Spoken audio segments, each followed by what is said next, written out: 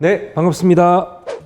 노블레스 성형외과 원장 이명종입니다. 환자분들께서 상담을 하고 난 이후에 원장님, 여름에 수술해도 괜찮아요? 이렇게 질문하시는 분들이 많습니다. 그래서 오늘은 이 여름과 이 성형 수술에 대해서 한번 이야기해 보도록 하겠습니다.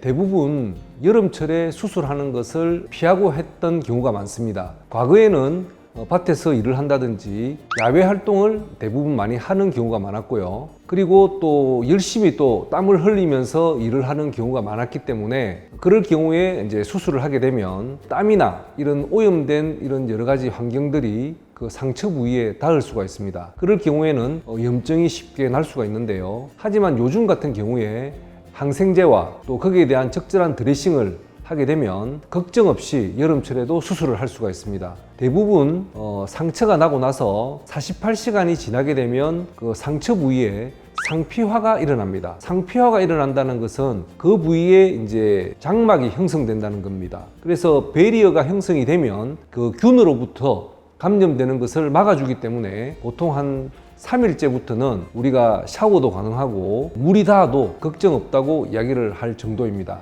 그래서 여름철에도 걱정하지 말고 안심하고 수술을 할 수가 있다고 이야기 드리고 싶습니다.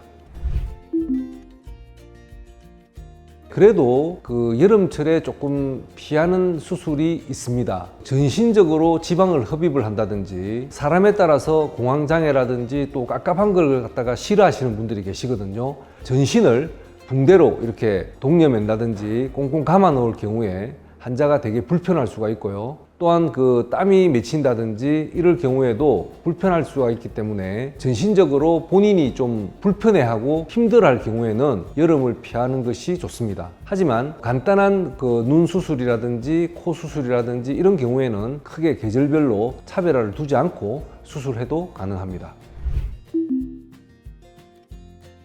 여름에 수술하는 것을 피해야 된다는 그런 오해는 이제 푸셨을 걸로 생각됩니다. 여름철이라도 크게 전신을 동여매는 큰 수술을 제외하고는 무슨 수술이든지 다 가능하리라고 생각됩니다. 저희 병원 같은 경우에는 환자의 시간과 수술이 이제 연계된다고 생각할 수가 있습니다. 특히나 겨울 방학 때가 시간이 제일 많기 때문에 환자들이 가장 많습니다. 그 다음에는 봄, 가을철이 계절적으로 시원하고 수술받기는 되게 좋지만 그때 시간을 낼 수 있는 분들이 그렇게 많지 않기 때문에 겨울방학 다음으로는 여름방학이 제일 많고요. 그 다음에 이제 연휴 기간이 낀 날 추석이라든지 설, 구정 연휴 이럴 경우에 환자들이 많고 사실 봄, 가을철에는 비수기라 할 만큼 환자들이 적다고 할 수가 있습니다.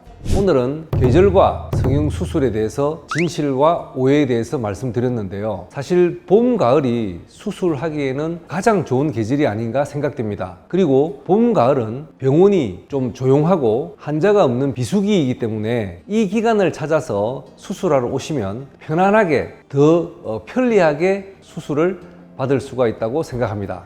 시간이 충분히 계신 분들은 비수기를 찾아서 상담과 함께 수술을 해주시면 더욱더 감사드리겠습니다. 좋아요, 구독 눌러주세요.